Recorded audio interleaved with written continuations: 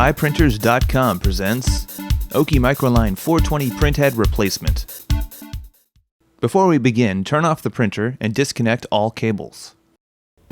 Remove the front access cover.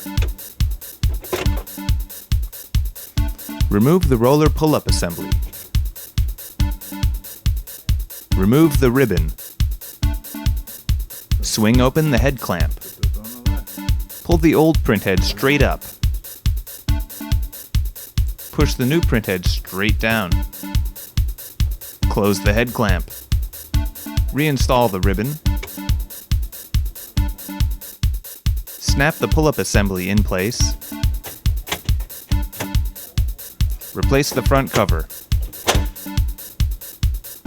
Happy printing!